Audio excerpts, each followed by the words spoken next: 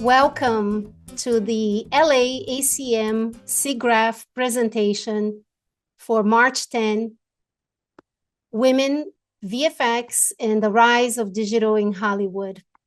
Tonight, we are joined by an incredible panel of industry leaders. Alison Yerxa, artist and art director. Laurel Klick, VFX supervisor.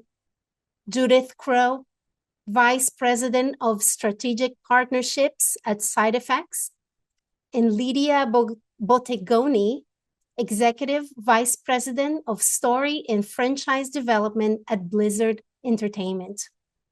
I am Abilene Harper, the chair of LAACM SIGGRAPH, which stands for Los Angeles Association for Computing Machinery Special Interest Group on Computer Graphics Professional Chapter.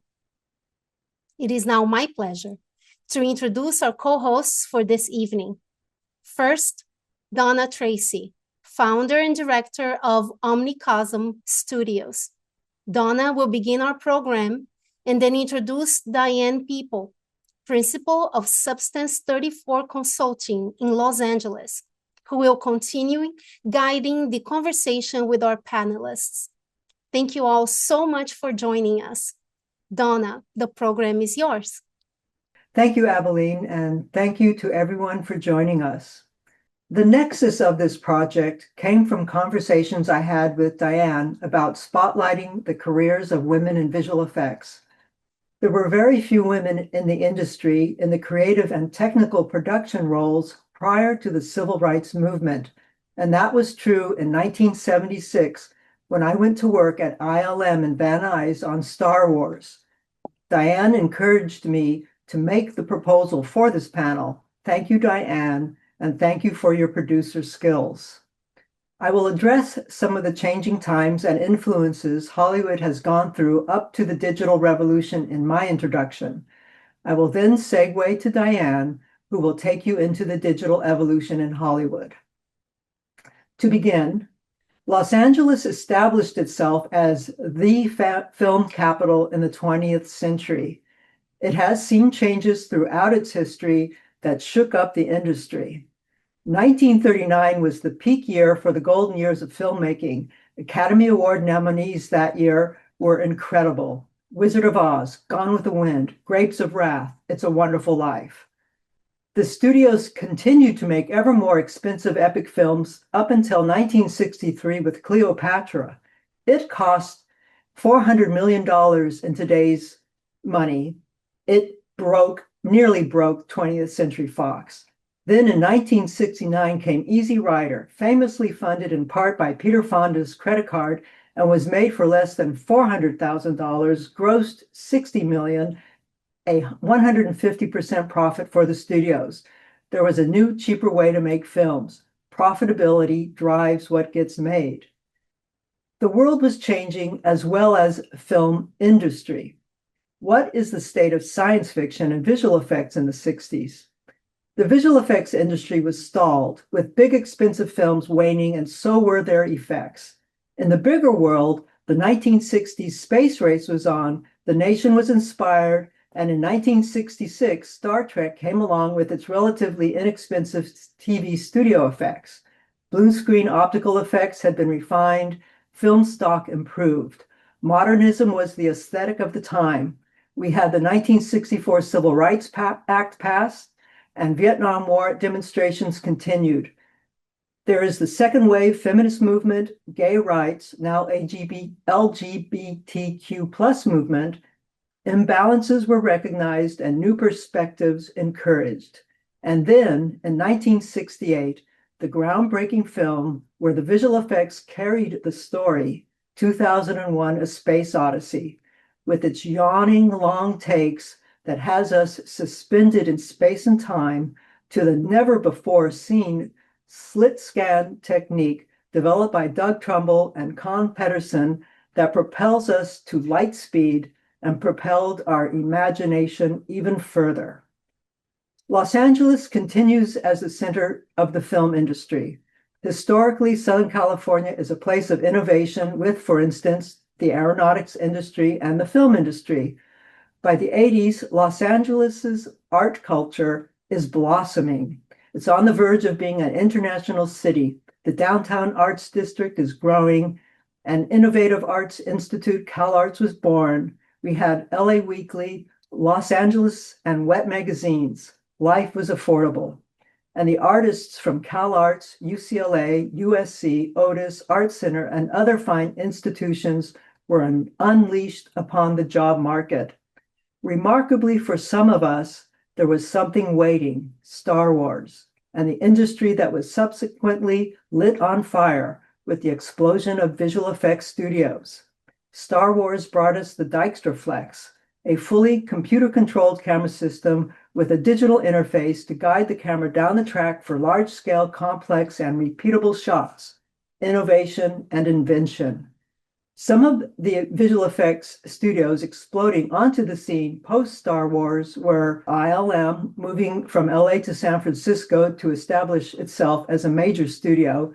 Dijkstra started Apogee, Rob Blaylock, Motion Pictures Inc. and Praxis, Pete Coran, Visual Concept Engineering, Doug Trumbull, Entertainment Effects Group, Richard Edlund, Boss Films, Chris Cassidy, Roto Effects of America, Roger Corman, Quicksilver Studio, DreamQuest, R. Greenberg's New York, Fantasy 2, Image 3, Illusion Arts, Chandler Group, and then there were also pop-up studios doing individual projects. At this point, I would like to shout out to all the women pioneers who broke into creative and technical visual effects jobs when prior to Star Wars and me being hired and trained as an assistant optical cameraman, the percentage of women was 0. After almost 50 years since Star Wars, the percentage of women in VFX in 2021 is about 22%, up from 20% in 2016, basically flat growth, which is where we are today. Visual effects supervisor hangs around less than 3%. These low numbers are attributed to few women in STEM programs. Fact. Women earned over half of all STEM college degrees in 2025, yet they are underrepresented between 19 and 25% in engineering and computer science. There is room for growth for women, artists, engineers, and computer scientists in visual effects and media production. By the mid-90s, studios go digital, a sea change. It was 1992 that I first agreed to work digitally. They sat me in front of the beta compositing and animation software, Flame, and I said, I'm in. There was another explosion of visual effects studios using and developing digital tools, and working outside of LA became a possibility. I'm going to segue now to Diane as she takes us into the digital evolution in Hollywood. Take it away, Diane. Hello, everyone. So glad to be here. Thank you, Donna. Thank you. That was quite the travelogue through the years. So glad to be here. Our goal being to create a forum for voices heard less often. We're doing just that. And I also believe that sharing story creates and reinforces community and makes for community history. So picking up at approximately the rise of digital, let's say the late 80s and into the 90s, we were already in a pioneering media center, a global center, but digital tools all along the pipeline of movie making were in flux. It was a disruption. In visual effects, there were pioneering companies. Those were industry changing. That's where industry changing action was taking place. A top level example in my world would be Robert Abel and Associates in Hollywood, founded in 1971, but they did not delay in going towards digital. They led in the community, took bleeding edge adaptation of digital tools used in other industries into what? Commercials, broadcast station IDs, mythic flying logos.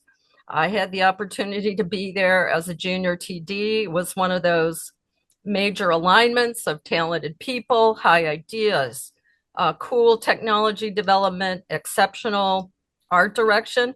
And of course, everyone had the will to work very hard to achieve the innovation. And as we all know, these stories do come to an end, and Abel's closed in 1987. Though dispersed, the staff went on to found other significant companies. You may know the names: Rhythm and Hughes, Metrolite, VFX, and Wavefront Technologies. So the lineage did continue. There were others, but we can't quite go down that list today. I wanted to share a couple firsts that occurred firsthand for me at productions or companies I was working at. And I'm going to focus on daily tools, the development of software that fueled the creativity and the expansion of the creativity. So as I shared, I was at Robert Abel and Associates. The 3D code there, it was proprietary. Developers were in the building. A major decision was made by Abel to develop that software into something called AIR, Able Image Research, and to go ahead and sell that software. Again, a first, we do believe, and to focus it towards the creative sector. And average price there for an annual lease, about $100,000. That's circa, let's say, 1986, 87. I have to also speak to development of 2D compositing software and the revolution there. Donna has already mentioned the name of a key software, Discrete Logic's Flame System. I as well had the opportunity to work on the first film production employing it, Super Mario Brothers. The year was 1993. It was set up as a special unit. And why was it incredibly unique? Well, in part because all effect shots were scanned to digital using the Kodak Cineon system. All those shots were worked on digitally in the room, on the flame, and other softwares, and then recorded back to film. That was a first. All right, stick with me here. I'm going to do a quick zip through a 10-year timeline. I mentioned 1987. Robert Abel and Associates closed. Okay, give me a guess here. What was the top grossing film? $153 million in 1987. Not an effects film. Well, it was Beverly Hills Cop 2. What's my point? We're going to zip forward just a few years to 1993. A very key year. Digital Domain opened by James Cameron, Stan Winston, Scott Ross. And once again, what's the highest grossing domestic film? $357 million. It's 1993, so that's Jurassic Park. But what's the point? It was an effects heavy film. And not only that, an effects groundbreaker with the development of the CG creatures. And then again, just to hop forward just a few years, 1997, a major year in our community. Titanic was the highest grossing domestically at $600 million. Again, a VFX dependent film, went on to be awarded the Oscar, of course, and also a barometer, again, of the explosion. Our SIGGRAPH conference that year was in downtown LA, the highest attendance ever, 48,700 people. Again, I repeat, the conference had 48,700 attendees. Currently, attendance at our annual conference is probably about a quarter of that. So what's the point, you may say, Diane? Within 10 years, digital effects went from being basically birthed and included into the production pipeline to driving the motion picture industry, to adding a major, highly creative tools to storytelling and to influencing box office. Okay, I'm going to segue out of making that point, and please come with me. We're going to segue to some short interviews with each of our pioneering panelists. After that, they will be joining us live, Donna and I, in roundtable discussion. And after that comes, as you know, audience Q&A. So please get those questions ready. Hello, everyone, and thank you so much for joining us. We have Alison Yerxa with us. Alison has 2 concurrent creative careers to share on with us. Thank you for having me. Of course, of course. Um, Alison, you have melded your love of creating visual effects, the magic, the illusion for film, with your love for creating set design for large-scale theater production. I'm really curious to hear how you achieve that. Um, you have worn many hats: artist, art director, designer, matte painter, theatrical set and production designer, as well as themed architecture, working on a large casino project, Treasure Island in Vegas. Also, quite noteworthy that you began your visual effects work by being hired by Doug Trumbull to work on Star Trek, the movie. All true? Yes, all true. Awesome. Um, Alison has worked at companies we recognize: Rhythm and Hues, Blue Sky VFX, with an amazing lineage of feature films resulting: Life of Pi, Night at the Museum, The Incredible Hulk, Tokyo Drift, End of Days, Armageddon, Volcano, Brainstorm, and Star Trek the movie. As to her second creative career in the theatrical world, she has significantly contributed to a production called The Gospel at Colonus. This production was created by Lee Brewer, an American theater visionary based out of New York. It is a gospel version of Sophocles' play, Oedipus at Colonus. It's noteworthy in many ways, including the fact that it's had many incarnations, with productions spanning the globe over the last 3 decades. We have a few questions for you today.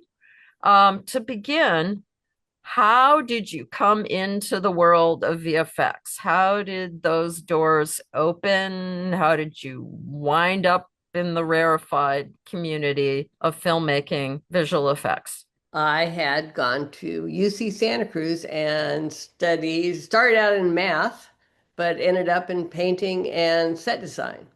I moved with lots of friends to New York City right after college, and we started working at the Public Theater with Lee Brewer on a production called Shaggy Dog. And in 1978, I believe, I'm not quite sure, I went and saw Close Encounters of the Third Kind.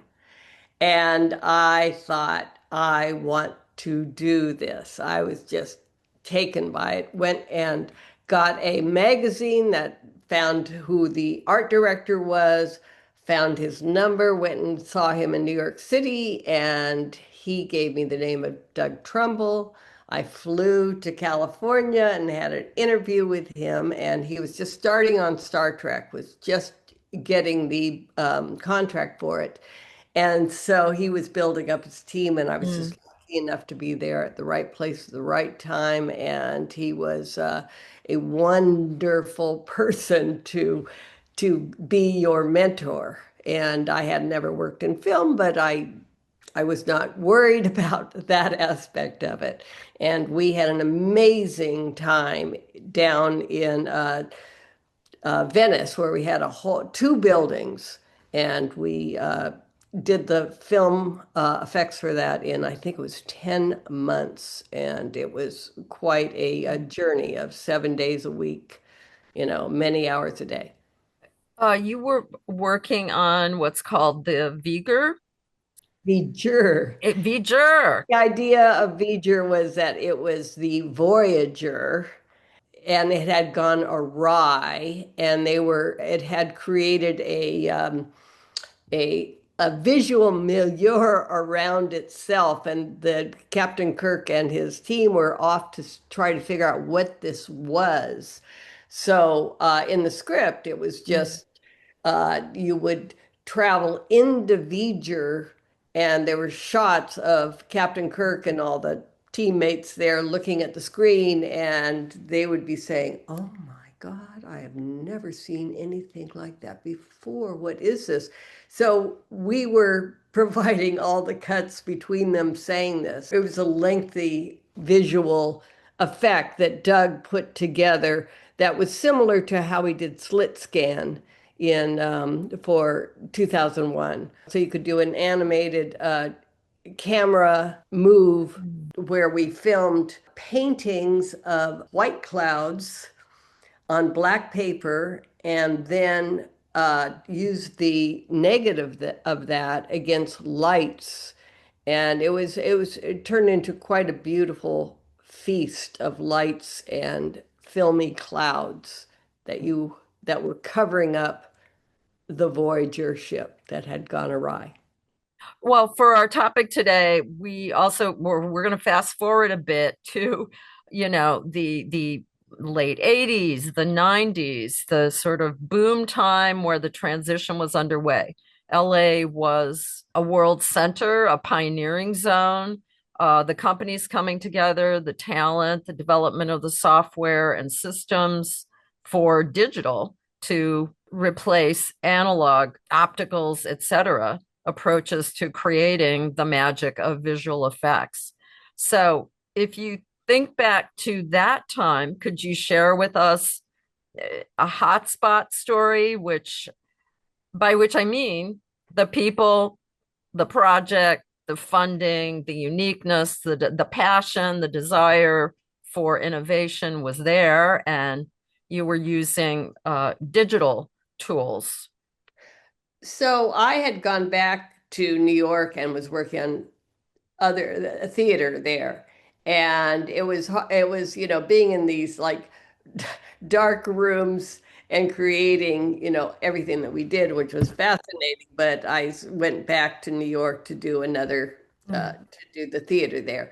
And I missed out, I suppose, because I was doing other things while friends of mine who I'd met on Brainstorm and also Star Trek were starting their own visual effects company. At one point, I decided I was either going to go back to architecture school or buy a computer and sort of see what all this was about. I looked at Photoshop and I was thrilled.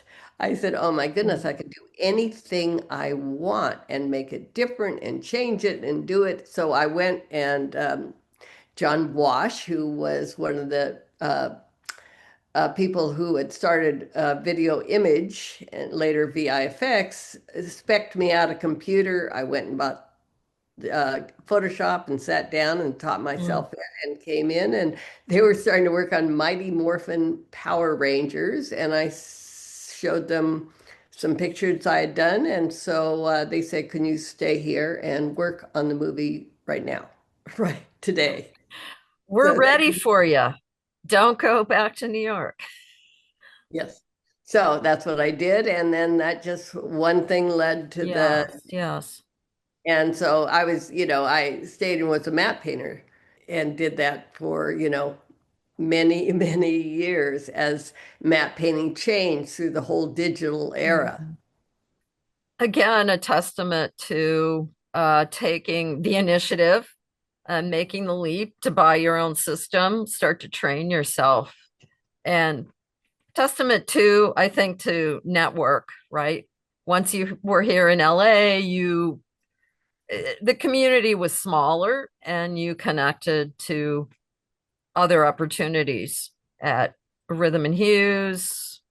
Yes, but there were no schools for this. There was not, it was an amazing group of people that would gravitate towards this and just want to do it and figure out whatever way that they could, whether it be equipment design or art or painting or software development. There were many ways to get into this world, but there was no regimented way. It was you took the trust that someone would recognize that you were willing to do everything you could to work into their system, and it worked out. It really did work out. It was an amazing group of people in Los Angeles doing all this. I think you point well to the feeling of the work environment at that time. We were not coming in with our computer science degrees. Many people heard the call and were being involved. And then, you point to the trust of those who were hiring those artists and technicians. Thanks so much, Alison. We will see you at the roundtable discussion. Good. Thanks for being here.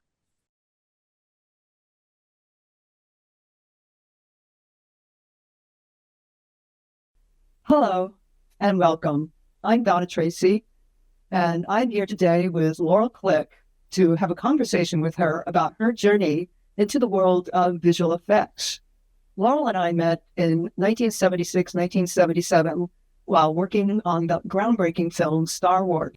ILM was located here in Los Angeles at the time, at a studio in Van Nuys, headed by John Dykstra.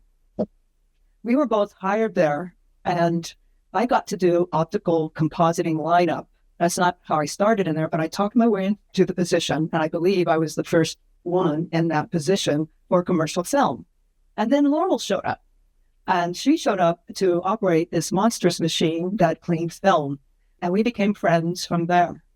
She went on to become an optical cameraman herself, optical supervisor, digital supervisor, and visual effects supervisor, and eventually won an Emmy for her work on Frank Herbert's Dune miniseries as a visual effects supervisor.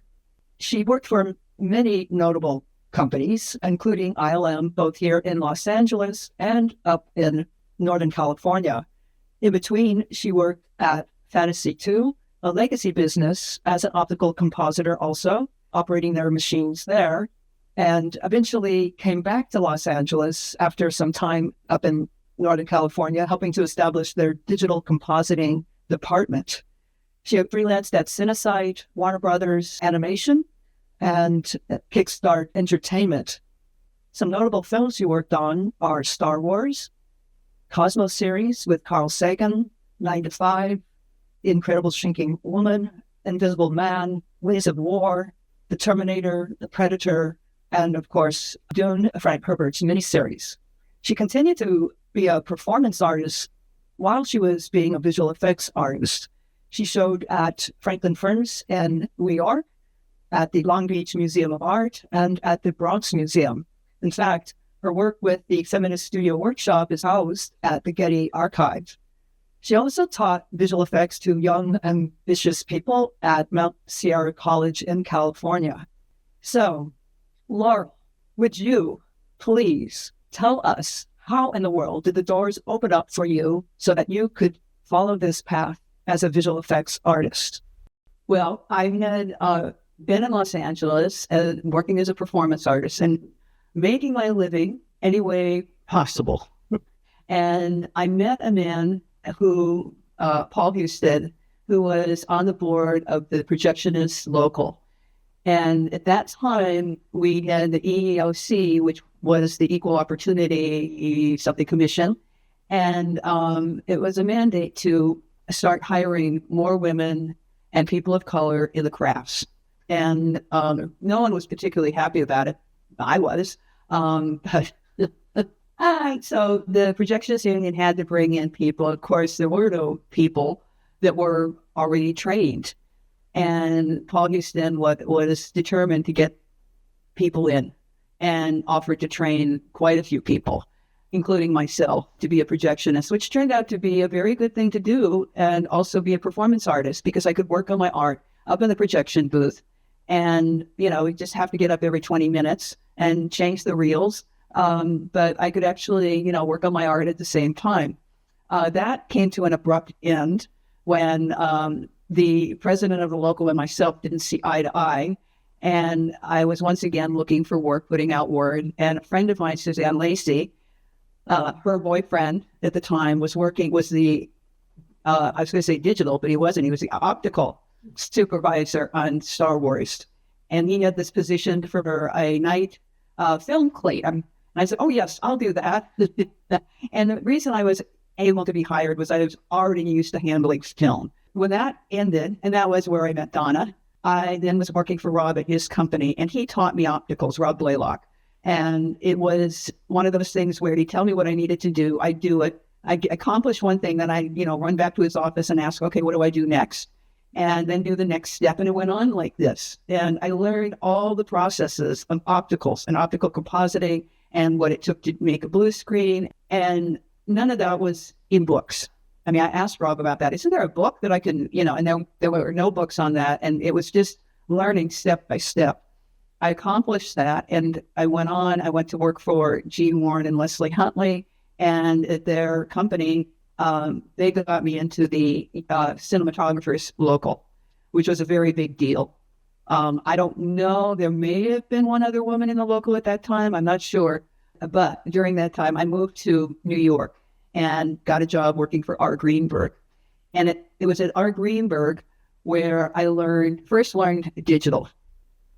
And they had this brand new digital compositing equipment for video.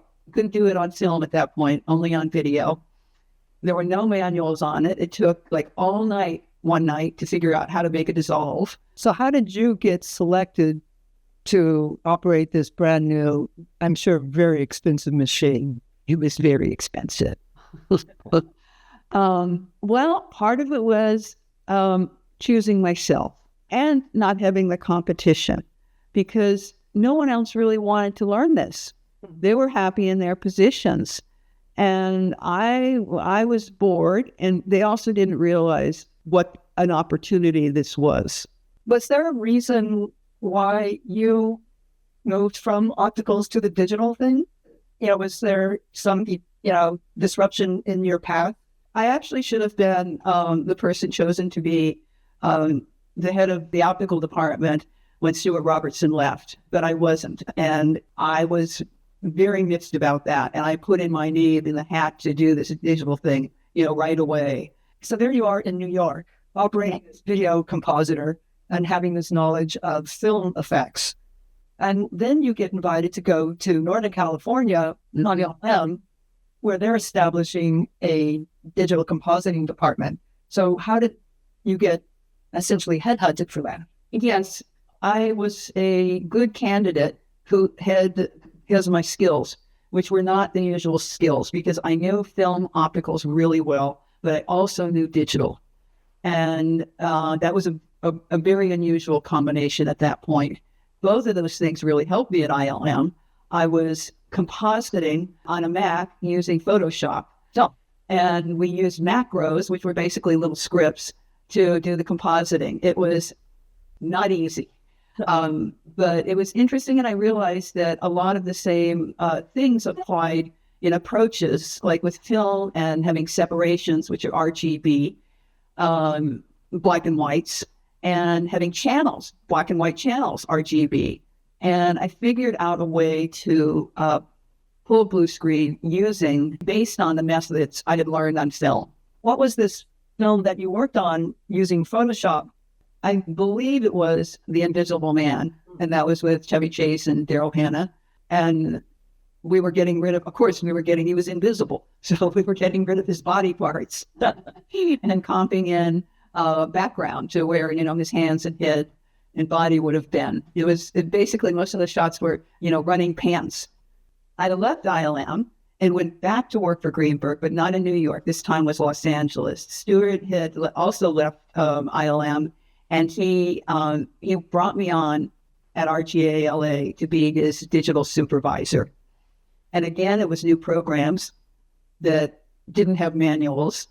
And I needed to teach myself first and then teach my crew how to use this software. And they were good. I mean, picked up on this and really ran with it. So this was a beta version of, yes, of software. Was it Wavefront Composer? Yes, it was Wavefront Composer. So was there anything, so it's a beta program. Did it meet all of your needs? Some of the time. One of the things that it couldn't do to begin with was tracking. And that was because it did not move in subpixels. It was only full pixels, and I would do this and I would be struggling, and I think I'd have it on subpixel, and then it would just be jumping and jumping and jumping. And so, of course, I called up the software people, and they said, "Oh, you need subpixel." I said, "Oh, yes, we do." So they gave us the ability to track in subpixels, which completely solved that problem. Not doing that was, before it was impossible. I mean, you couldn't track. So you helped them to develop their software while working on which film was this? Let's see, which film was that? Was it the film with Arnold Schwarzenegger? Oh yes, Last Action Hero. Yes. Oh yes. Yeah. We worked on that there, and that was definitely digital. So you were helped innovate and help software production. You did, in Los Angeles, and you also helped innovate at ILM in Northern California. How did they appreciate the work that you did in Northern California and helping them to establish their department? No. It wasn't appreciated. I thought maybe they just didn't know that I had a lot of skills. They in compositing, because they put me in the roto department, and I had never done roto before in my life. I mean, I could do it, but it's not a skill that I pursued. And they did give me compositing to do, but they also put me back on a Mac working in Photoshop when all of the other people in that department were working on Matador. And what I was working with was not built to do that. So they gave me like the toughest shots, which were replacing the whole ceiling when Meryl Streep falls down the stairs, and a lot of things like that. And it really wasn't recognized. In fact, when I had my review, I said, well, they said I was slow. I said, well, I was working on a Mac. And one of the people at the meeting said, you did her compositing on a Mac? So anyway, no, they didn't appreciate it. And probably, they were threatened by me because I did have a whole lot of skills and knowledge. And by that time, I was pretty angry about really being denied. So perhaps I wasn't the most pleasant person to be around. So yeah, you were denied in New York a position as optical supervisor, and then it denied your ability to use your skills fully and completely. And in fact, they, pushed you into roto and paint, which was an entrance skill, whereas you had probably the finest skills in the entire department in order to help them. I imagine that motivated you to move to Los Angeles when offered a new position. Absolutely. And I was there, the digital supervisor there, which was great.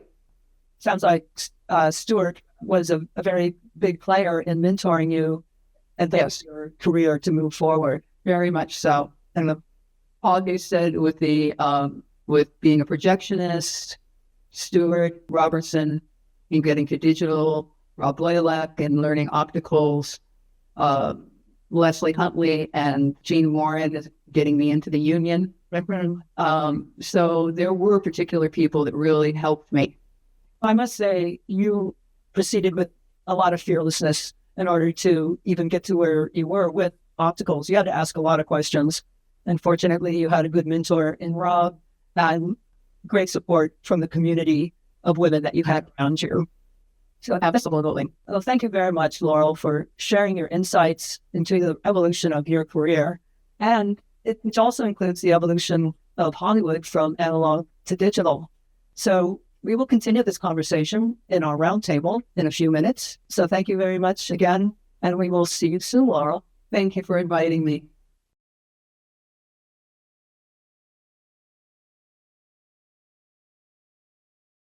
Hello, everyone, and thanks so much for joining us. We are very happy to have Judith Crow with us today. Judith's career spans almost 4 decades of work in our community, working at the confluence of technology, art, storytelling, and teamwork. Judith has been with SIGGRAPH Software over 22 years in numerous positions and is currently VP of Strategic Partnerships. We truly appreciate you being with us, Judith. Welcome. I'm very glad to be here. Thank you. And I'm going to share that Judith and I figured out exactly when we met, and that takes us circa 1994, both working at Digital Domain on what later became a Clio award-winning Jeep commercial called Snow Covered. That might be something someone might care to look up on the internet. And fast forward, here we are now. There's no word but extensive for how much Judith has contributed to the community. She has worn the many hats: educator, digital artist, technical director, digital effects supervisor, consultant, business executive. At Side Effects, in looking at your CV, Judith, I saw a position of particular note when you were director of the games segment. It looked like you were tasked to grow business in an area that had not been developed. And you and your team achieved that exponentially in a few years, going from a handful of game customers to over 800 studio relationships. It was a very exciting time. More discussion on that later. The 800 is an impressive number.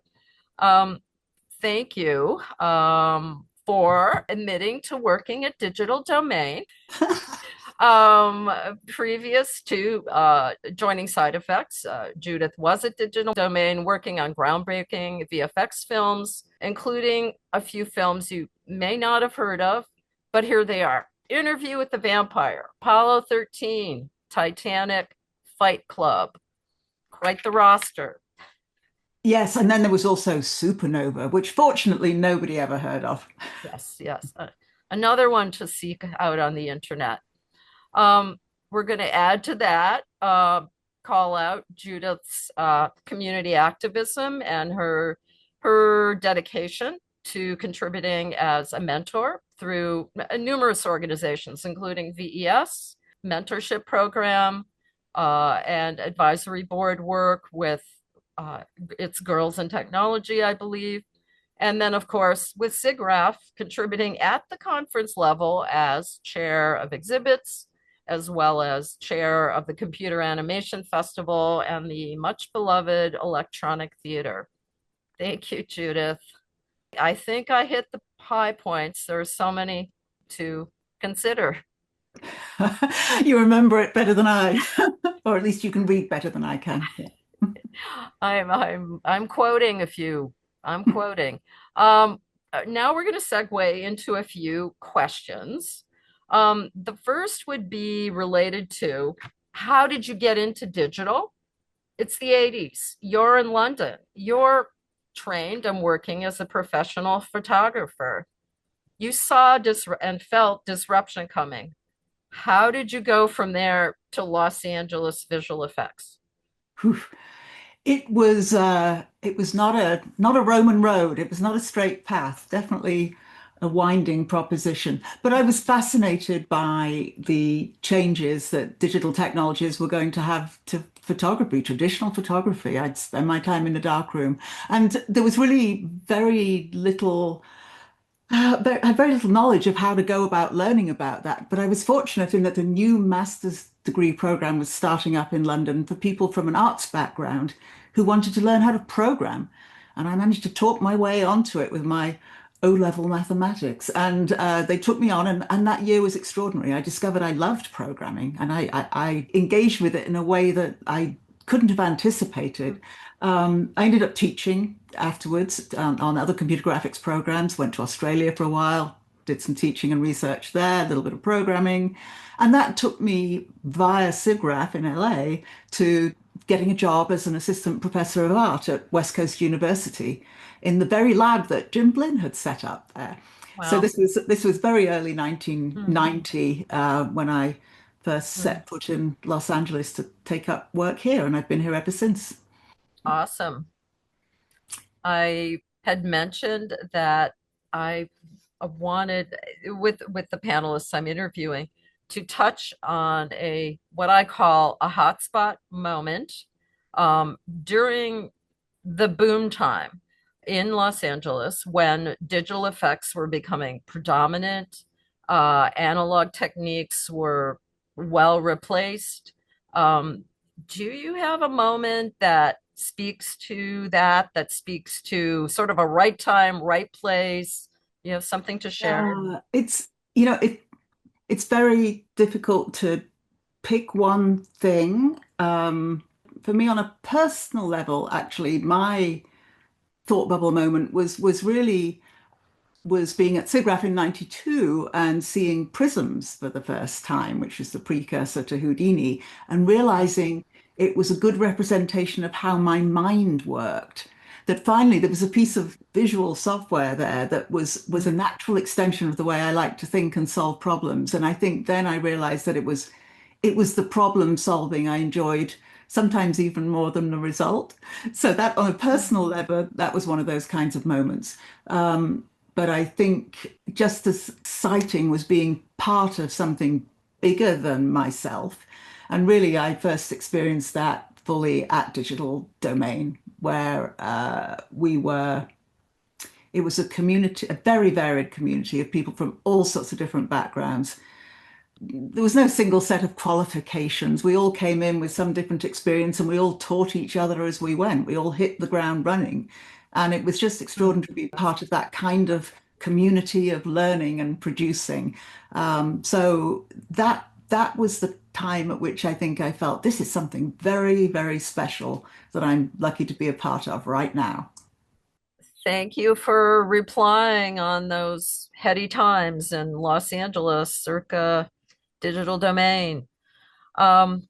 And I'm definitely going to want to touch base with you when we get to our group discussion. I know you've been attending certain key conferences, the HPA and the RTC Reset. I'm sure there was much discussion related to our current wave of change, AI.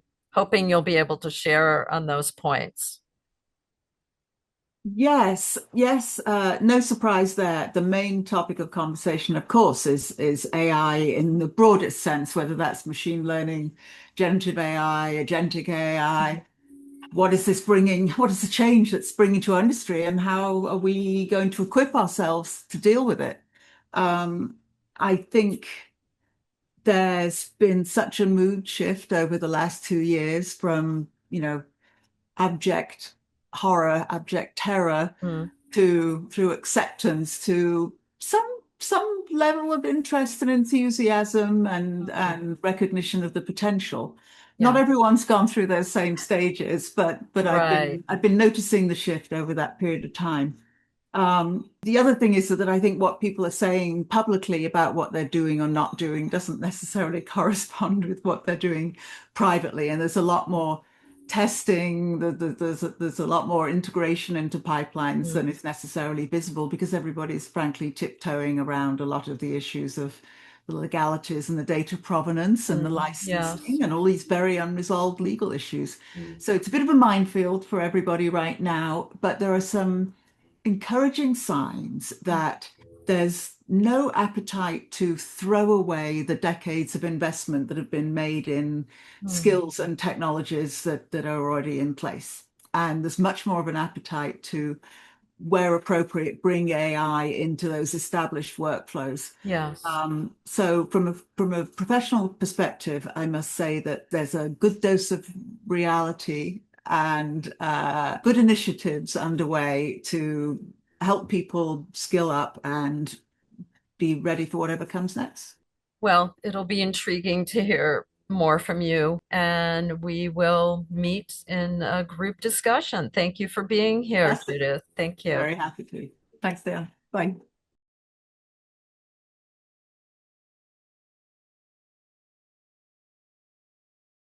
I'm here with Lydia Bottegoni to speak about her experience with her journey in the world of visual effects.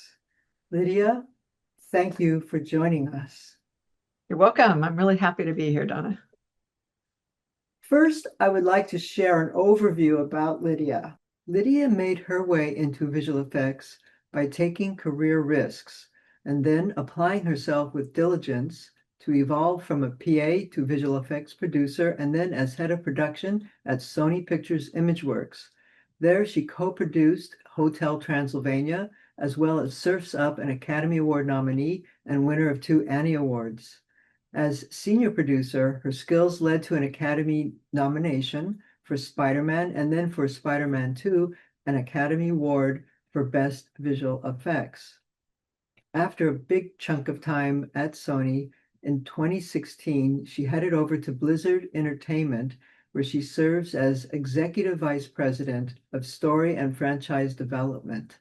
There, she oversees the creative strategy, development, and execution of cross-media game franchises such as Warcraft, Diablo, StarCraft, and Overwatch.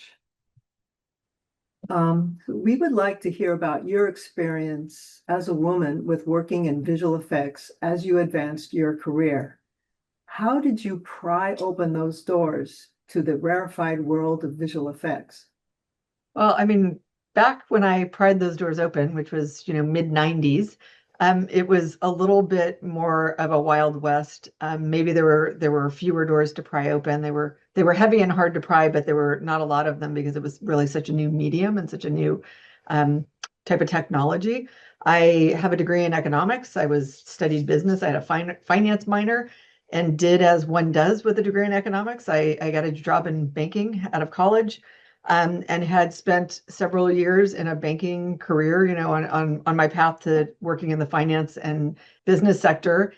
And really, I ended up in visual effects and filmmaking the way a lot of people do, which is, sort of by dumb luck or knowing the right people, maybe is the right way to put it.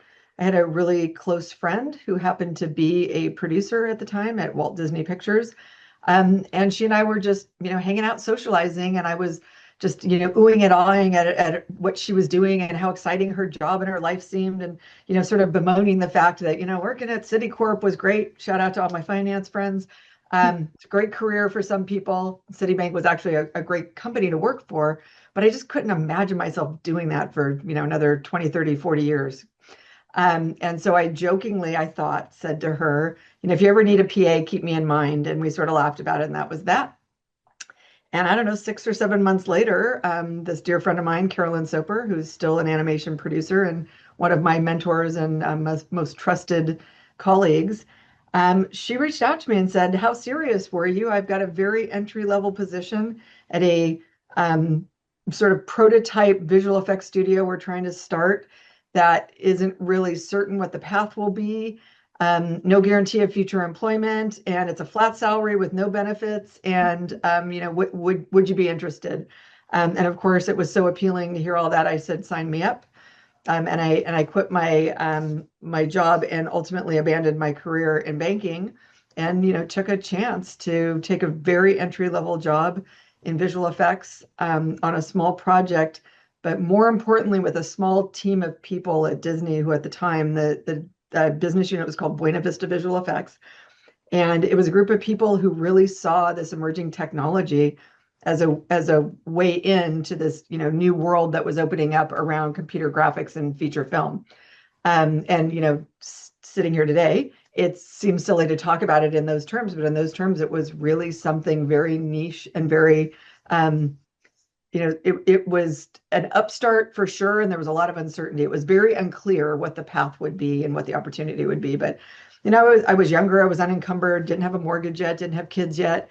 And I thought, if I'm ever going to take that kind of a chance and pivot like that, now's the time. And so pivot I did, and one of the better decisions I made in my life. No regrets. It's been an amazing journey. Wow. So your work began at the early stages of the digital development tools in the film industry and its eventual move away from analog techniques. Can you speak to the impact of the times and shifts within the industry's work environment and how that influenced the choices you made as you moved forward? Well, it's interesting because I was talking about my background and how I got there. And the thing that's obvious that probably stands out is I didn't have traditional filmmaking skills. I didn't go to film school. I didn't know a lot about the craft of filmmaking. And so while I was working by day and learning the job and the business unit that I was in, again, was like really trying to do something kind of new and groundbreaking. They were taking some new software that had been developed at Disney for feature animation. There was a software tool called Fame that helped animators manage basically the big spreadsheets they used to use to manage animation files. And there was this thought that maybe we could apply it to live action visual effects and compositing. And so that was happening on the one hand, but on the other hand, I really didn't understand this art form. And so what I began to do was take a lot of classes after work or night school, or, even evenings and weekends. I did a lot of UCLA extension courses at the film school. But, to your question about the technology at the time, I was less focused on and less interested in learning traditional film and filmmaking at that point, because we were really in this intersection of technology. And as much as I was wanting to understand that craft, I was taking a lot of classes in digital cinematography and looking at all the basics of CGI and trying to understand some of the the basics and the ground level computer graphics tools and language, because this was also a very changing landscape. And if I was studying traditional film, by the time I learned it, I was going to be out of date, right? Because it was really we were really at a moment of inflection. And so I was trying to understand and learn the basics behind digital technology and computer graphics and that application, but also catch up on filmmaking all at the same time. I remember, artists and craftspeople, protracted debates over, digital or not digital. We're still shooting film. What are the implications of that? We would never go digital. We would go digital. It was an interesting time. It was a fun time to be jumping into that pool. So you took this experience into a executive position at Sony. How did it come about that you ended up at Blizzard Entertainment, moving from movie projects into game projects? Yeah.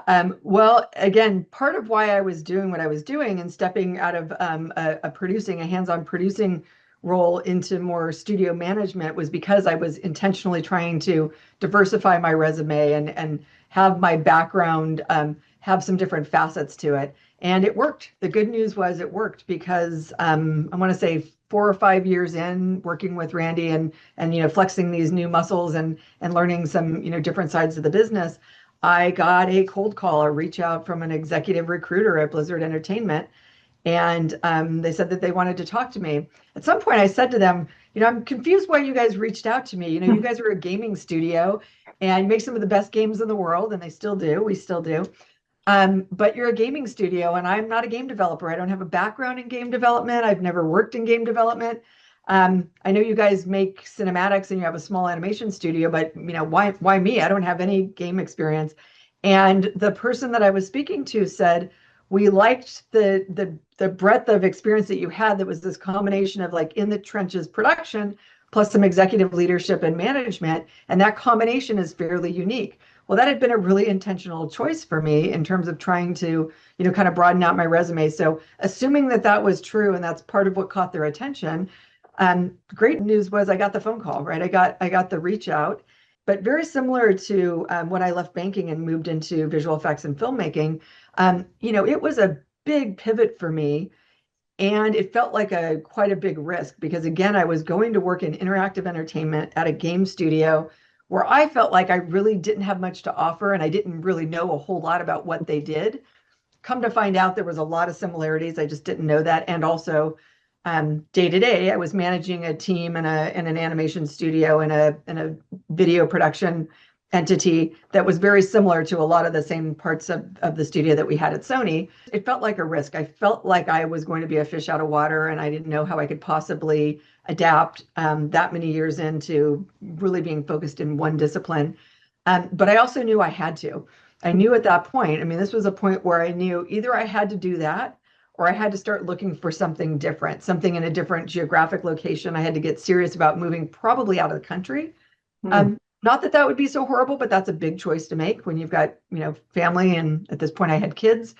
I knew I was going to be making a tough decision about really uprooting my life and making some big changes.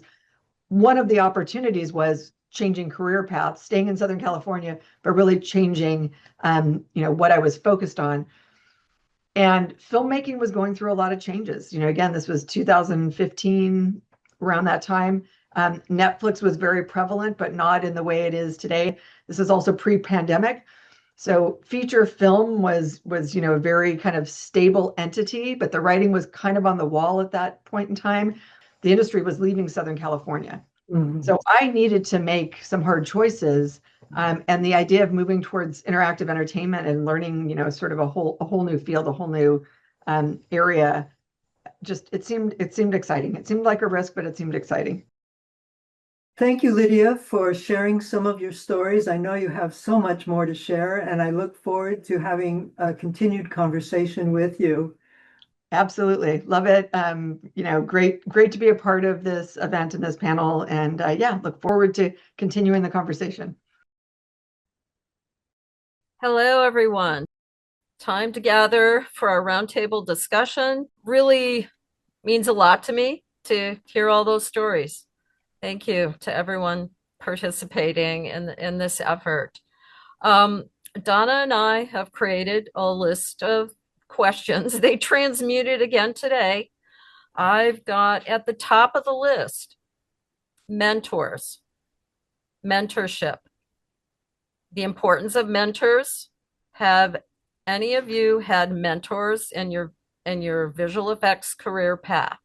Why don't we go round the table with that? It can be a very short answer, and then we can pick up in some detail after that. Well, mine's very easy because I had Doug Trumbull that immediately, hired me and just gave me so much responsibility and interesting projects all the way along, and introduced me to his wonderful group of people that he worked with on Close Encounter 2001 Close Encounters, and I was lucky. I just got to be folded in. You had an amazing start to connect with Doug Trumbull in the beginning. Lydia, you're muted. You along the way, you described the many phases of your career, but mentors along the way? Yeah, well, I mentioned in the video, shout out to Carolyn Soper, dear friend and an animation producer. She had I want to say 25 plus year career as an executive at Disney producing animation. She's producing a show in London right now, animated show. Really close friend, colleague, and mentor. I had the absolute pleasure of doing some films with in my visual effects part of my career, phase of my career with John Dykstra. First one being a movie called Stuart Little, and also did quite a bit of years on the Spider-Man franchise with John Dykstra, and he's nothing if not brilliant and exciting, and somebody who you can learn something from every day, even if it's just a word that you didn't know existed. Judith. I didn't really have a mentor in a formal sense, but I realized that my boss for many years at Side Effects, Richard Hamel, had been secretly mentoring without my knowledge. And he'd been mentoring me to take over his job when he retired. So which was a VP of sales and marketing position, which actually I was frankly not that interested in doing. I did it for a while in an acting capacity just to try it out for myself.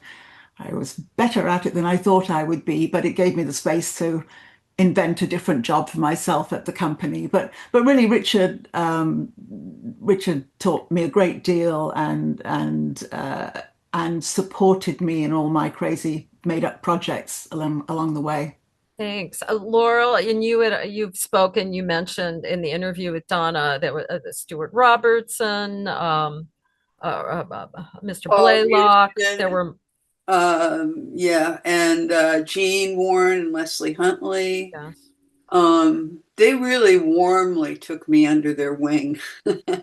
And what I haven't mentioned, or I didn't mention in that interview, was the camaraderie. I mean, it's not direct mentoring, but with the women friends I had in VFX, these were the people I could share with and go, how did you do that? Like how is this done? Or what I could openly make myself vulnerable by, letting it be known, I don't have this information or the answers to this, and a tremendous, tremendous amount of support from a small group of, I think, brilliant women that really helped me through. As a matter of fact, I was at a job that I didn't have any of my support. I didn't have my posse there. And I realized I was miserable. Mm-hmm. And I just go, I don't want to work like this. I am so isolated. that it's painful. So anyway, all of those people really made a difference for me. And Donna, did you want to add on this? We talked about the learning environment, and I think that's where Laurel's pointing. Yeah, well, yeah, I didn't have a mentor really. I always wanted one. I mean, there were people that Rob Laylock hired me, and that was my big opening. And he assigned somebody to train me, and but that person ended up not appreciating who I was. So I didn't really have a mentor, but I would just watch and look and observe and learn from that. It's like, oh, I need to do this. It's like, how am I going to do that? And I would observe and I would ask questions too. It was like I recognized that there were no dumb questions. All questions were important. So that was my golden key in that situation when I didn't know. But I also was often embarrassed when I didn't know what I was doing and I knew I had to do something.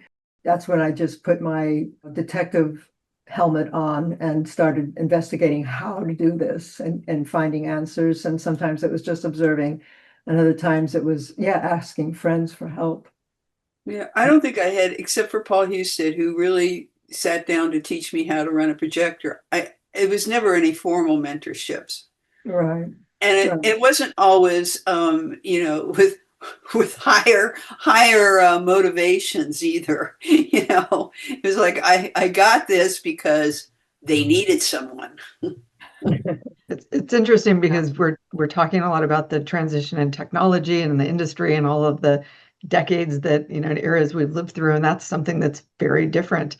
We're all talking about when we began our careers, the lack of even the concept or the construct of mentorship. And you cut to today, it's a very different thing. I mean, at the company that I'm at now, Blizzard Entertainment, we have mentorship programs. We coach people about finding the right mentors, about the difference between a mentor and a sponsor. And, it's something that I feel like people entering into the workforce or entering into these jobs now, they're trained, on the importance of it and why it matters and really engaged in actively seeking it out. I didn't think that way. I didn't even understand that at the time. We didn't even have onboarding, right? You showed up, you told them what you wanted to call your SGI machine, and you got your login and you got to work the same day. So and what's interesting about it for me is that because I do participate in some of these programs, what I find is there are the people who it's a script and it's a checkbox and it's, and you got to go get a mentor, check. And then there are the people who really engage in it and understand the value of it. And for me, when I'm looking at mentorship or when I'm mentoring somebody, how they show up and what they're looking for me and how proactive they are about it is my sign of whether or not it's worth my investment. And there are people who, really want it and they come in organized and engaged and with thoughtful questions and they want the input. And then there are people that, kind of want to check it off. And so I don't know, I think you sniff that out really quickly when you talk to people. A positive testament to a few decades passing, right? Donna, did you want to head into the next question? Yes. My question to bring this discussion further is, how did women or the lack of women in the workplace shape your career or inspire you into a career in visual effects? Did the zeitgeist of the time play a role in your thinking, like the feminist movement? Well, for me, it was a direct crossover because Suzanne Lacey, who I met through Women's Building and Feminist Studio Workshop, who was then living with Rob Blaylock, who then, hired me. I'm sure she was instrumental in that.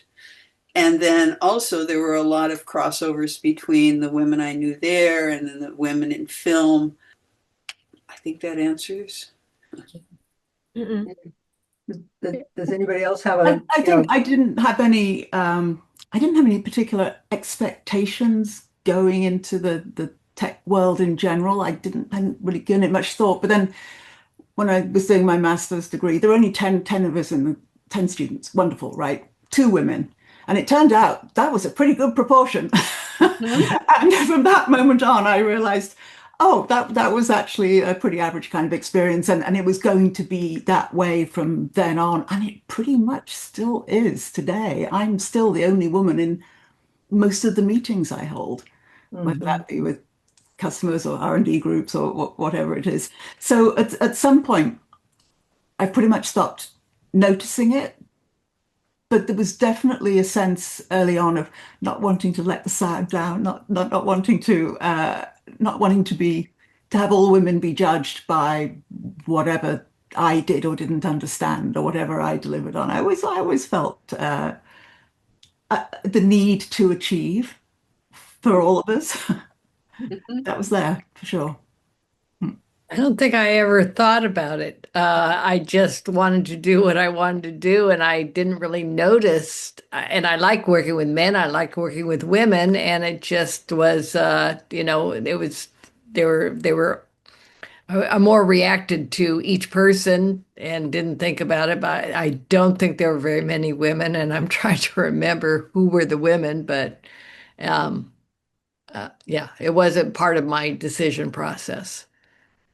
That probably we all had a similar experience where you had that one time where you were in a screening room, dark screening room for 2 hours at the room full of people and notes and commenting on effects and looking at things with laser pointers till your eyes bleed, and then the lights go on and you look around and realize you were the only female in the room. I'm sure I'm not the only one who had that experience. But we were in the dark so much that you almost forgot. I'm going to ask another question here.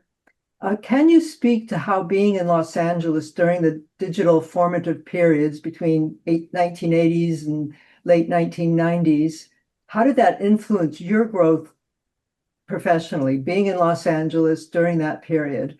And how did moving into digital tools impact opportunities for you, the working environment, and the visual effects community?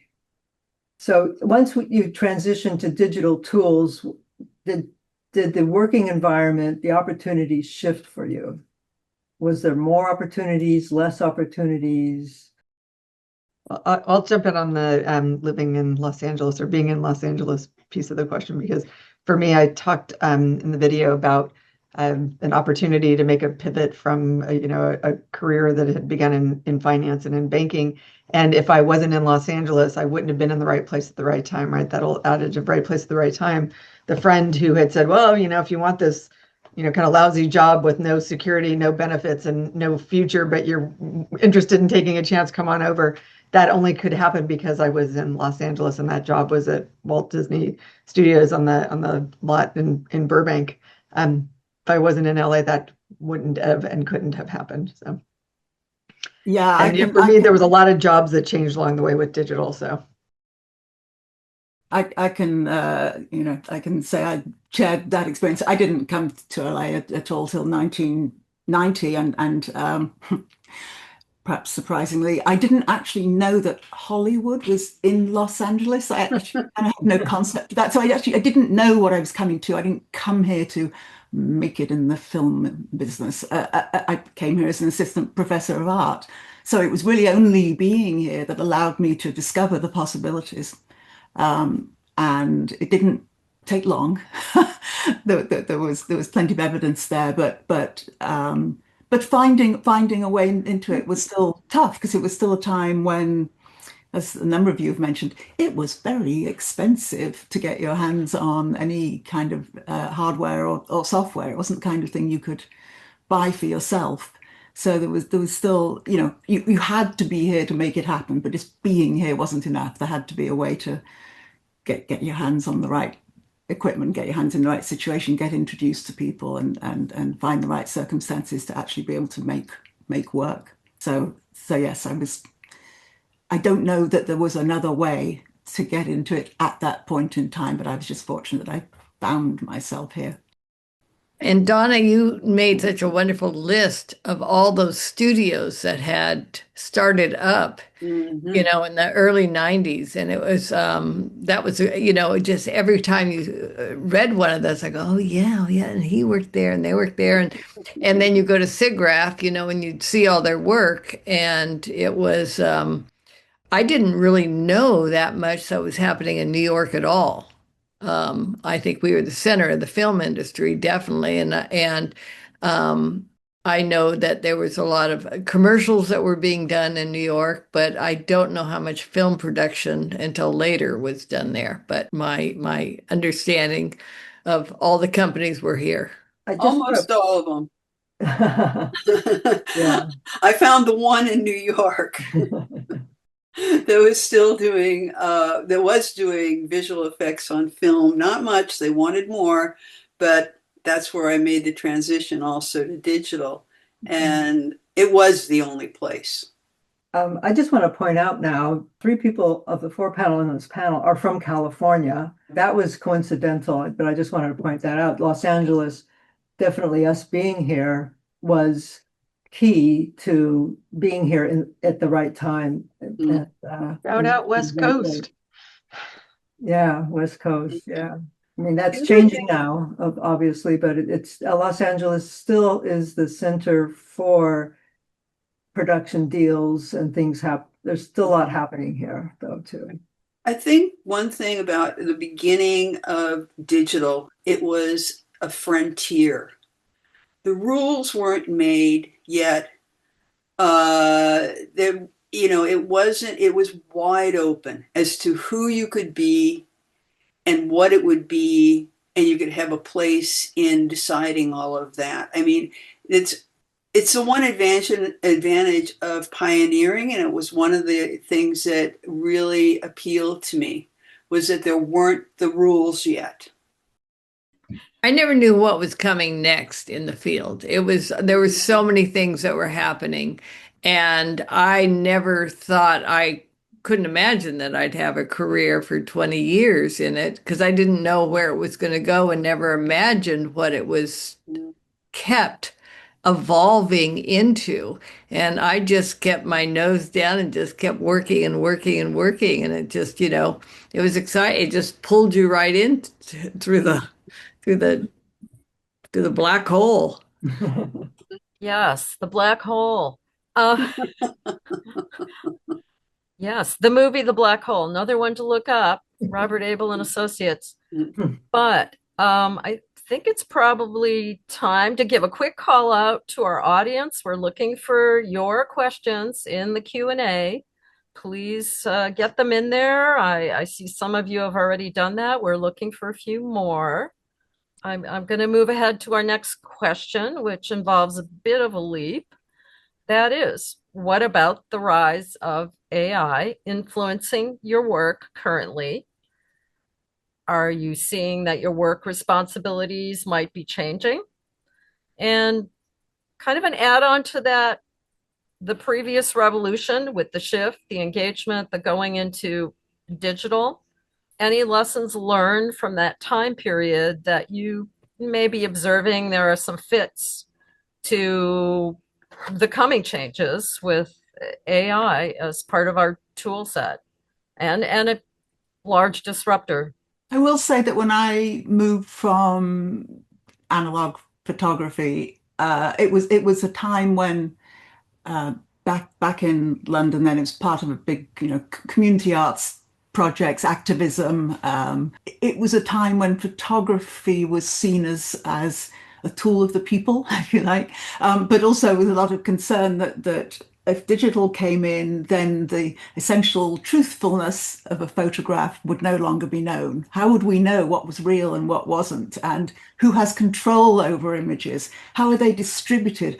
All of those kinds of questions were being asked in the mid-'80s in the world of analog photography. And so I've seen some of those same concerns and questions come right back around, but 1,000-fold. But I do feel that this is not entirely new. We don't have to assume that this is the end of the end of everything we know and all of the practices that we enjoy. So anyway, so it does. I do relate it back to what brought me originally into the digital space. For me in my work, AI is having, well, it's having an impact on a day-to-day basis just in terms of the tools I use, but it particularly has an impact because a big part of my role at SIGGRAPH is waking us all up to what it will mean to stay relevant as a company that's got a very mature software product. We have no desire to disappear. We want to be relevant into the future. So we spend a lot of time thinking about what that looks like. How do we properly integrate and bring AI tools into the kind of workflows and practices that have already been established and grow from there rather than just looking to replace. So it has a very big impact on all of the thinking I'm doing every day. Lydia, would you care to speak generally on this? I mean, I think, Judith's point is a good one. We've been here before. And at the end of the day, when you've got an image up on the screen and there's, some battle cruiser in the background on the corner, like, did we build it and shoot a miniature? Did we make it in CGI? Did we make it in some other tool set? The audience really ultimately, I think, just wants to know that it's good and it conveys an important point of the story. I don't think that people watching really care that one element in the corner of the frame, like, how was it done? Because again, once upon a time, we built it all physically and photographed it. And we shouldn't really be talking, I think, about what created that element in the frame. We should be talking about, is it good or not, right? And good art and good filmmaking is hard, no matter what the tool set. You were talking, Judith, about the conversation around photography and transitioning to digital. And there was a point not all that long ago when iPhones got really powerful and anybody could make a movie. People are going to walk around with their iPhone and make films, and we're just going to be inundated with millions of films. And we're not. I mean, people can do that, and they do that, and some decent films are made. But also what people realize is it's really hard to make a great film. And it's more than just pointing your iPhone at something. There's so much more to it than that, right? So, yes, exponentially accelerant on the technology advancements right now, and AI is a whole different animal. That said, it's a tool, it's a set of tools. And at the end of the day is what we're putting on the screen good art or not is what I care about personally. And I'm not really using it a lot in my day-to-day right now, if I'm being honest.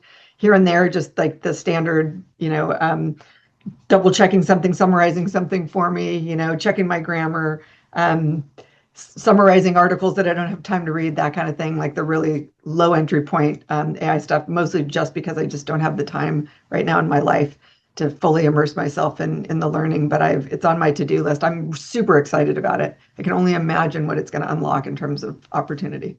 Thank you. Donna, did you want to segue here? I don't know how our time is doing. Well, I'd say we could take your question and then go to our very last question after that.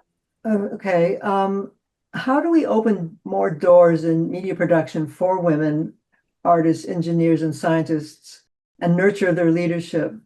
Will AI explode like the digital media did with new studios and new opportunities? First thing that came to my mind is that we just need to keep kicking down the doors. Kicking down the doors, yeah. I think a lot of good things are going on with different groups for mentorships and all of that, and how that's really being set up. But I think we also, need the political will in a larger space, in a larger area. I mean, these things come and go, because I'm very aware of the advantage I had of being in a time when things were changing and changing for the better. And right now, I don't feel they are changing for the better, which in all sorts of places in our lives that affects us, including where we work, what we work on, who we work with. It's a conscious decision to be inclusive. And we can all reach out on a personal level. Well put. Thank you for that, Laurel. Thank you. I am not in the industry anymore, but I sort of wonder what is the appeal now to getting into the industry. As we all talked about, it's so exciting. One thing led to the next, but I don't know what because it's more, I'm not going to say homogenized, but there are, there's, you go for certain positions. When we were doing it, we didn't know what positions there were. Things were established, so I don't know how, it's exciting that there are mentorships that Lydia was talking about that people can take advantage of. And, if you want to be in the movies and you are inclined towards, the technical, I suppose that is the exciting part of it, or in the business sense. I don't really know. Yeah, it's who has a crystal ball. It's hard to say. Yeah, I think there's more mentorships now, and the women in animation have mentorships, and clearly these larger companies are having mentorships too, and I think that's incredibly beneficial for people entering into the field. And I look forward to the numbers going up. They haven't gone up yet, but I'm going to keep an eye on it, that's for sure. So. Okay, last question. And it would be, can we all share short, well, in the list here, it says nuggets of wisdom to share. Really, you meet someone in the line at Starbucks, they ask you, somehow you start talking about work and they go, wow, if you need to share a bit of wisdom, what might that be? In generalities, I would say. Anyone like to take a go at that? What came to your mind? What was the top of your mind bit of wisdom for those who are seeking to advance their careers? I'll tell you what comes to top of mind for me, and it's not something that comes easily to many people, certainly hasn't to me, but you got to network, you got to meet people, preferably in person. You've got to talk to lots, but you've got to get to know Susan Thurmond, whom I see is on the chat there. Yeah, she's chatting. We all know Susan. Yeah, but seriously, you can hone your skills. You can, you can work out what it is you like about the process, whether you're a problem solver or an organizer or a content, but you can work out all of that. But there's no movement in this business without making relationships. And I don't know how anyone gets into a job anymore without having made some kind of a connection with somebody. So that's what comes to mind first for me. I think that's true. And also that, I would interview people when they'd come in, and it almost was absolute that if their parents called me up or someone had their parents call the head of the company who asked me to interview the child or the person who was coming in, they were not the one that really stood out. It was that person who took the initial initiative and just wanted it and had the hope and the desire and the excitement to do it. So I think that's all very important to display when you're looking to get into a job, and just and not to be discouraged. Thank you. Lydia? I mean, at the end of the day, we know we're making images that inspire and delight people, and lucky us, what an amazing thing that we get to do. And we're talking about things that have been hard and the burdens of the gender inequalities. And Alison, I think you were saying, like, I don't know what it would be like to be doing it right now. Again, for me, like, lucky me, I'm so grateful that I get to do this for a living and that I get to bring joy to people. And video games, which is where I am now, films previously, if I had $1 for every time somebody's like, oh, Stuart Little, oh my God, I loved that movie, and they light up. It's like, lucky me, lucky us. A lot of the video games that we make here at Blizzard change people's lives. So I just feel incredibly fortunate, and I just try to be grateful. I was thinking, what first struck me is anybody that's listening is they're on their own journey. Our journeys have been in a different time and space. So how their journeys get defined is going to be in a totally new way. But one thing I can say is don't listen to people that say can't. Like whether that's in your own personal decisions or if that's in a decision of doing an effect. We did those effects because we didn't believe we couldn't. Of course we can do this. Of course we will figure this out. And I think that goes both professionally and personally. Donna, did you want to share? I think my golden nugget would be keep at it, determination, and believe in yourself. Because I know sometimes I didn't quite believe in myself and I didn't go as far into a moment as I could have. And that's where I look back and I go, you didn't believe in yourself. But Donna, look at you, what you're capable of. Of course you could have done that. So really believe in yourself. And yes, keep your foot, keep that foot in the door and keep it pried open and step through it. And when you're uncomfortable, that's a good sign because that means you're stretching yourself and you're on the verge of growing.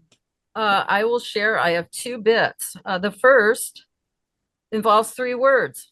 Network, network, network. I'm repeating it. Do not underestimate the beauty of your daisy chain of connection to people who are creative as you are. Some of them, from college. That's really, I see my experience also. That's when your network starts. And that is a gem of a thing. Not always easy to keep it forming, but it's huge. It's huge, as Judith was also mentioning. And then my second, go where you did not expect to go. When you're at a door and something's facing you, and it's kind of what Donna said. You're going, oh no, that's not me. Are you sure? Consider to go where you did not expect to go with an opportunity. Be brave. Everyone here is brave. We would not be sharing tonight if we didn't sort of step through those doorways all throughout our careers. Okay, the audience has questions for us. Let's see in the Q&A window. Okay, I'm going to start with a question from Jackie. When Lydia left VFX for gaming, she noted jobs leaving Southern California and needing to make a change. In the last 2 years, the gaming industry has laid off 40,000 plus people. Does she see a future for herself in gaming? What would she recommend to those starting college now and who want a future in gaming? 100%. I would recommend it. I mean, do I see a future for myself in gaming? I don't know that I'm looking necessarily to the future of my career given where I am, but unless you know something I don't know, Jackie. And by the way, Jackie, hi, nice to see you in here. I sent you a chat. I don't know if you saw it. I hope I have a future in gaming. I love what I do. I love the company I do it for, and it's a really bright time, at least where I'm at, and in the worlds that I'm working in currently. That said, it's an industry like all others. There are highs and lows. There are transitions. It's a fairly new industry compared to the film business, and I think there's some evolutions going on there, and maybe some oversaturation of curriculums coming out of universities. I don't know. I mean, don't quote me on that. I'm just imagining that could be some of what it is. I don't really know, but I think it's a fantastic career. I said it a minute ago. I get a chance to entertain people, delight people, and really bring joy, in some instances, joy into people's lives. So I highly recommend it as a career. The question in here about, has anybody worked with Roger Corman? I have not. Has anybody? I worked at Roger Corman's studio on some derivative of Critters, or the Gremlins. It was derivative of the Gremlins called Critters.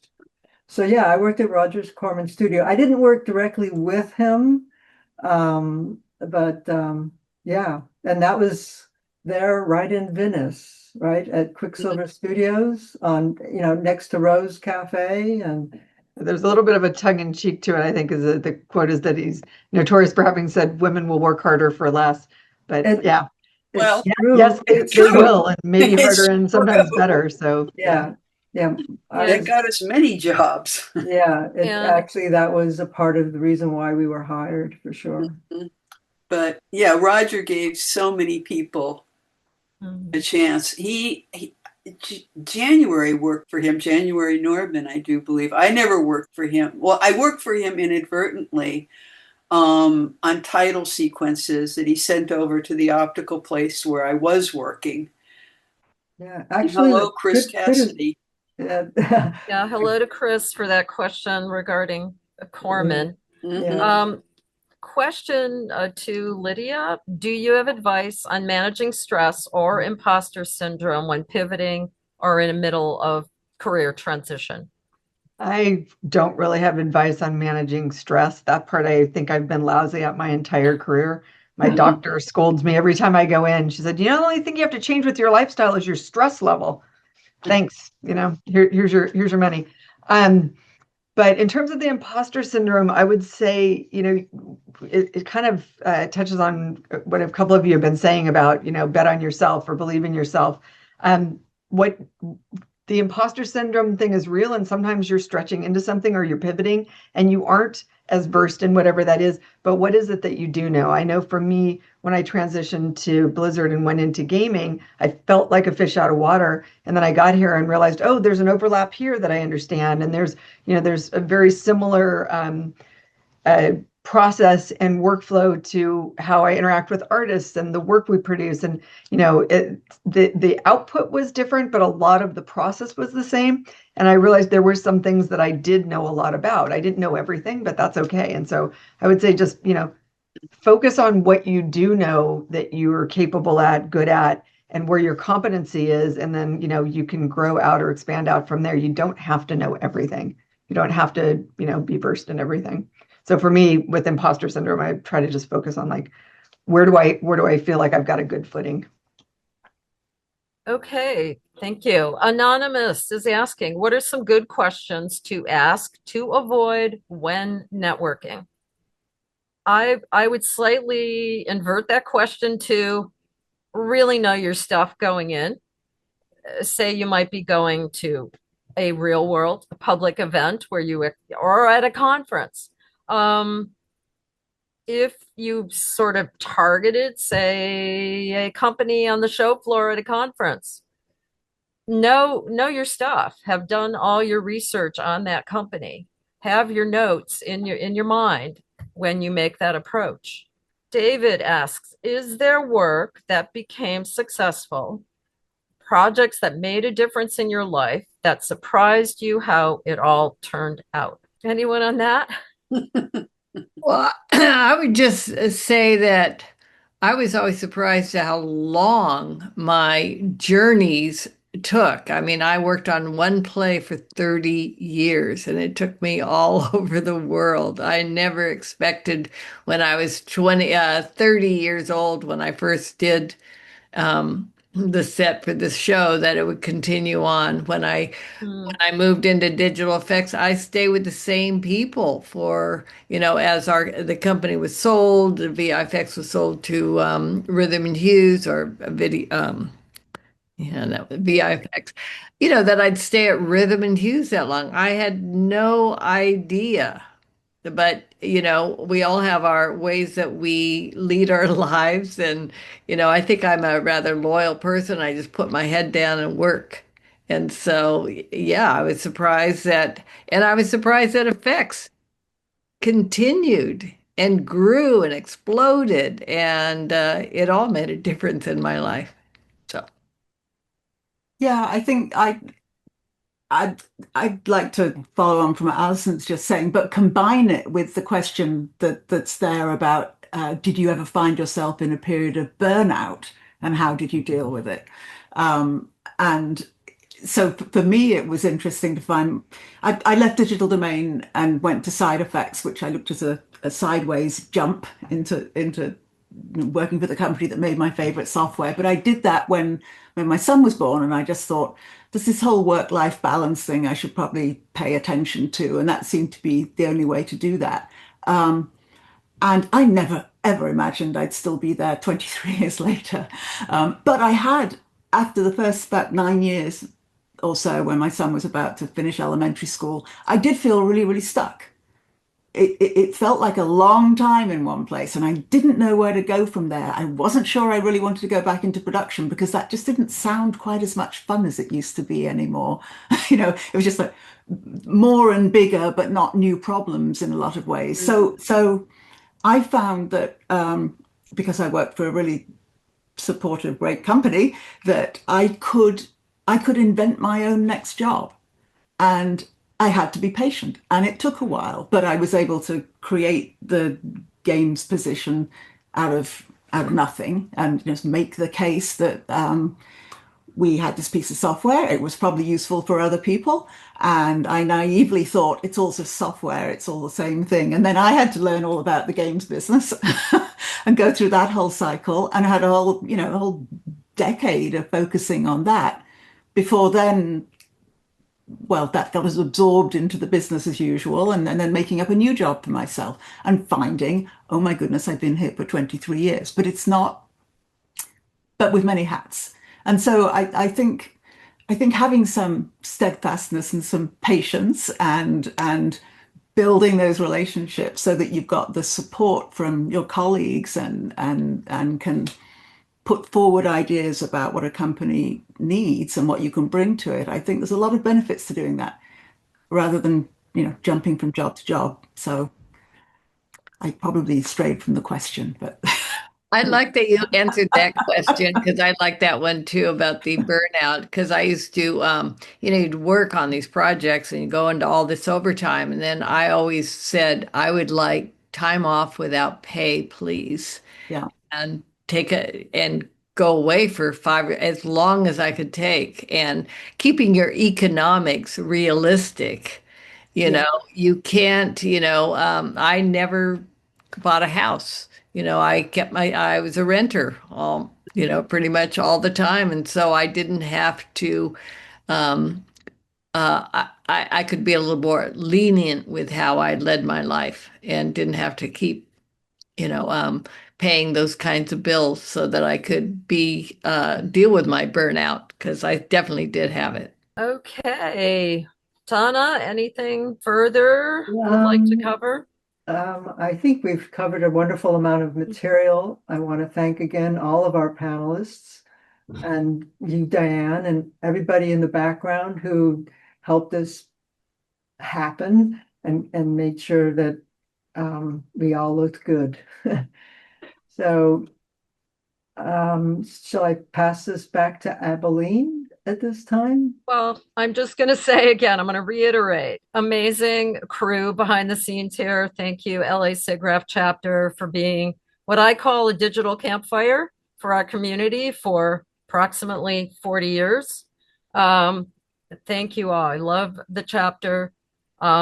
I have to thank all our achievers, all our risk takers who joined us on this journey. And Donna, thank you for picking up the gauntlet, and you and I worked together to make this a reality. It's really wonderful that we got to this point. So large thanks to everyone. And I think we're about to sign off. Abilene? I just want to add, this will be on YouTube at some point in the near future. So you can point your friends to it. Thank you, Diane and Thank Donna. you. Thank you very much. It's been a pleasure. Thank you all. Thank you. Yeah. Wow. Thank you all so much for your time. It's been absolutely wonderful having you. A huge thank you to our co-hosts, Donna, Tracy, and Diane Piepol, and all of our panelists for sharing your time and extensive contributions with us. You guys are awesome through and through. I want to acknowledge and thank the LAACM SIGGRAPH chapter technical production team, Diane, co-host, thank you.